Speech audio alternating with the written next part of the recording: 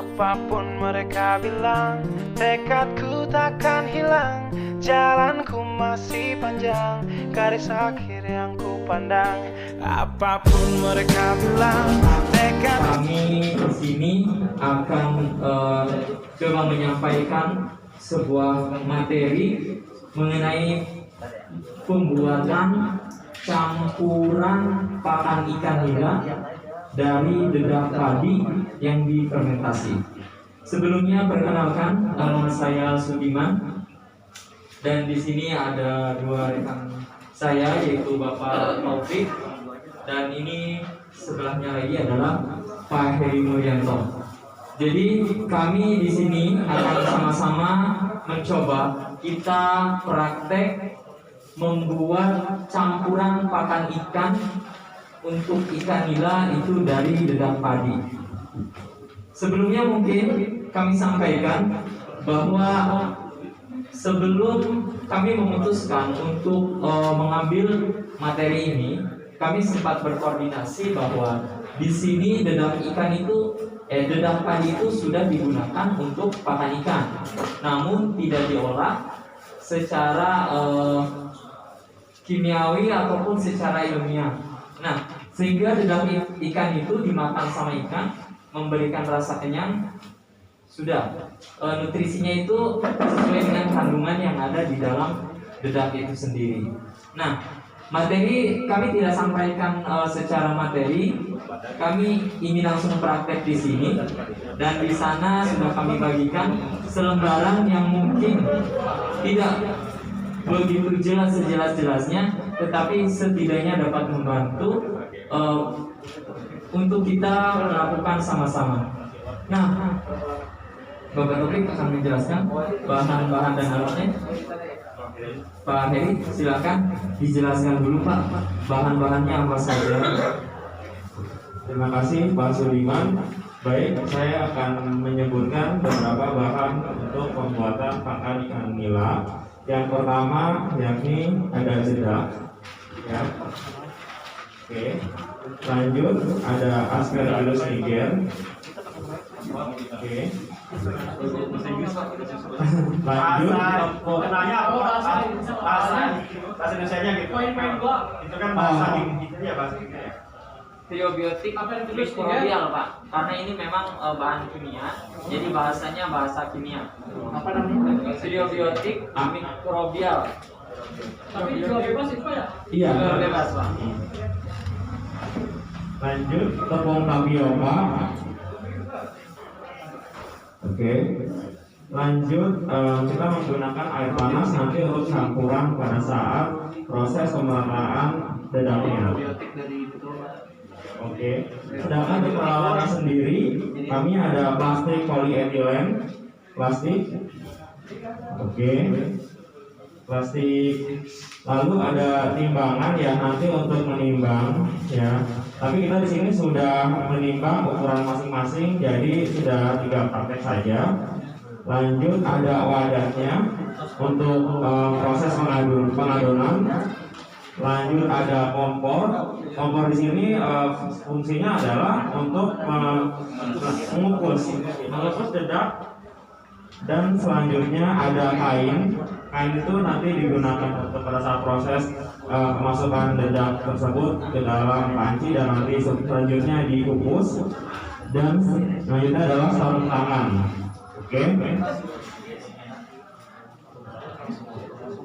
Oke, selanjutnya untuk langkah-langkahnya bisa kita mulai ya Bapak Ibu ya. Oke.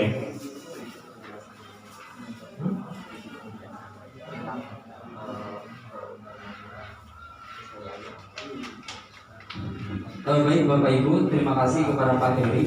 Sebelum kita melakukan praktek membuatnya, mungkin saya terlebih dahulu sampaikan bahwa materi yang kami angkat kali ini adalah hasil penelitian yang diteliti dilakukan oleh orang perikanan. Karena kami bukan perikanan, kami orang industri, kami menuangkan bagaimana cara memproduksinya. Kami tidak meneliti secara ilmu keikanannya. Nah, kami mengambil hasil penelitian orang perikanan, bahwasannya dijelaskan di sana mereka melakukan 3 percobaan. Yang pertama yaitu 100% mereka memberikan pakan ikan itu berupa pakan ikan yang dibeli atau istilahnya pelet yang dijual bebas. Yang kedua, dicampur 30%-nya adalah dedak tanpa dilakukan pengolahan. Yang ketiga adalah pelet yang 30%-nya dicampur dengan dedak yang dilakukan fermentasi menggunakan Aspergillus niger ini. Nah, dari hasil percobaan selama 30 hari dilakukan dengan akuarium yang besar, kemudian mereka melakukan 3 akuarium dengan memberikan makan ikan itu selama sebanyak 3 kali sehari atau sekenyangnya dengan komposisi pakan yang 3 macam tadi. Dan hasil penelitian menunjukkan pertumbuhan ikan yang cukup signifikan itu yaitu dari pakan ikan yang dicampur dengan dedak yang dilakukan fermentasi. Oleh karena itu kami coba sosialisasikan di sini bagaimana produk itu dibuat. Seperti itu latar belakangnya. Mungkin kembali lagi ke Pak Heri, nanti akan menyampaikan langkah-langkahnya. Kemudian Pak Topik akan coba membantu untuk mempraktekannya.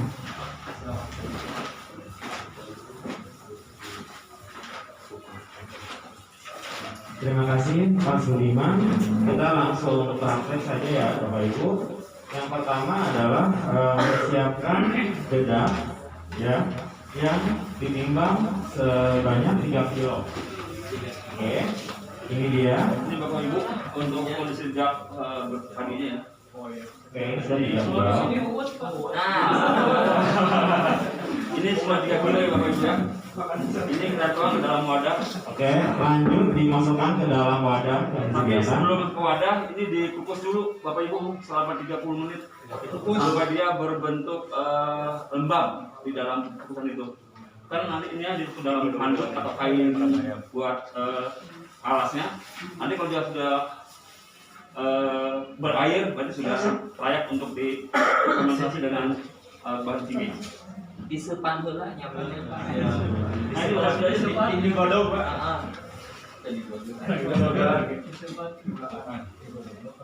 Jadi ditimbang lalu dikukus, setelah itu didiamkan ya, setelah itu baru dimasukkan ke dalam wadah. Setelah pengukusan itu memakan waktu 30 menit. Oke. Jadi ini setelah dikukus tadi, dikukus selama 30 menit itu setelah airnya itu mendidih 100 derajat Celcius atau airnya udah mendidih, ngagolak China selama 30 menit dikukus, kemudian didinginkan Pak sampai dingin. Jadi kayak kita mau bikin peyem sampai dingin. Baru setelah dingin, nah ini dedak yang di sini sudah kami kukus di sana. Karena kalau dikukus di sini lama, akhirnya kami kukus di sana. Kemudian ini sudah dikukus. Ini cara pengeringan di jemur gimana? Cara pengeringannya? Nggak usah Pak, yang penting dia di suhu ruangan. Yang penting udah dingin, sudah bisa dilakukan. Sama halnya kayak mau bikin peyem Pak, jadi nggak perlu dijemur ya. Jangan dijemur. Tahu peyem? Silakan dilanjutkan Pak Topik. Oke, lalu setelah itu kita masukkan Ini Pak, Aspergillus niger. masukkan untuk bahan Aspergillusnya. Ini 45 gram. Kita masukin dulu ke dalam 3 kilo dedak padi. Berapa gram tadi, Pak? 45 Pak. 45 gram Pak. Jadi dedaknya 3 kilo, lalu Aspergillus nigernya itu adalah 45 gram. Jadi ini dicampur sampai merata ya Pak. Diaduk Pak, diaduk. Diaduk, Pak, ya. Biar merata ya. Digalokeun pokoknya mah. Janganlah. Pokoknya ini diaduk-aduk Pak sampai dengan merata. Ini pakai plastik tujuannya supaya tidak tercemar oleh hal-hal lain yang tidak semestinya masuk. Karena ini ada Aspergillus nigernya, supaya tidak merubah konsentrasinya juga. Nah, sampai merata Bapak Ibu. Nah, setelah semuanya sudah merata, lalu proses berikutnya adalah dibungkus dengan plastik, ya, plastik polietilen. nah pokoknya ini yang sudah dicampurin, ini mungkin belum terlalu merata ya, tapi usahakan nanti semerata mungkin.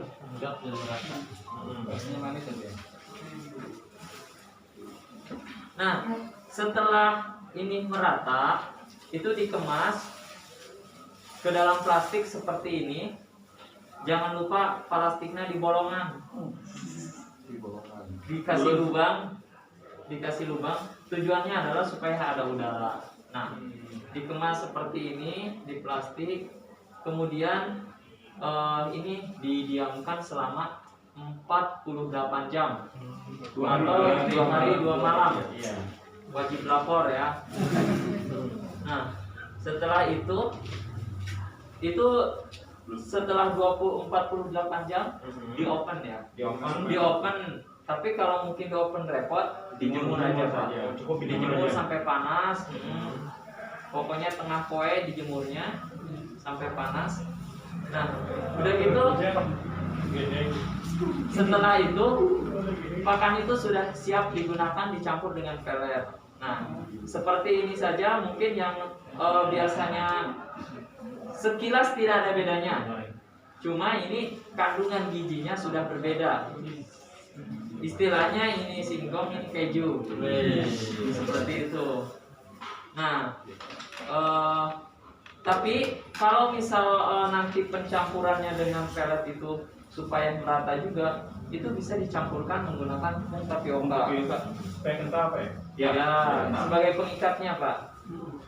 Jadi Ini 3 kilo tepung tapioka pakai 90 gram. Untuk 3 kilo, 3 kilo pakai 90 gram. 3 kilo berarti peletnya campuran tepungnya itu selagi dikukus atau bagaimana Pak? enggak Pak, ini nanti 3 kilo dedap, kemudian 90 gram tepung tapioka sama 7 kilo pelet. Iya, jadi totalnya kan ininya 30%. Itu dicampur. Kalau mungkin kita kemarin udah nyampur yang kental seperti ini, tapi yang ini kita nggak pakai pelet, ini yang murni. Ini Bapak Ibu, setelah dicampur semua dengan bahan-bahan seperti ini, jadi tinggal lempar aja ke kolam, maka akan Banyak gimana? saya langsung pada. Kalau pakai mancing kok. Ini Bapak Ibu betul seperti ini. Ini sudah siap untuk sana oleh ikan nila. Oh iya, Bapak Ibu mungkin sedikit tambahan ya. Jadi pada saat proses pengadunan ini, tepung tapioka itu kan bersifat kental. Jadi baiknya adalah kita siapkan wadah dulu, lalu kamu menggunakan air panas, lalu dimasukkan tepung tapiokanya perlahan-lahan sampai dia merata. Setelah itu baru diratakan dengan adonan yang sudah dicampur dengan Aspergillus niger tersebut, sehingga jadilah seperti ini hasilnya. Nah, ini bapak-bapak Aspergillus niger ini bisa dibeli secara online ya, banyak yang menjual. Jadi untuk harganya variasi tergantung di lokasinya di mana. Kalau kemarin kita ini beli karena kita waktu buru-buru, jadi yang penting dapat dulu. Lumayan harganya berapa? Oke. Untuk harga Aspergillus niger ini mungkin kalau dicari di beberapa toko kimia mungkin agak sulit, tapi kalau online cepat, dia harganya di 300.000 per 500 gram. 300.000 per 500 gram. Tapi ada juga yang jual 150.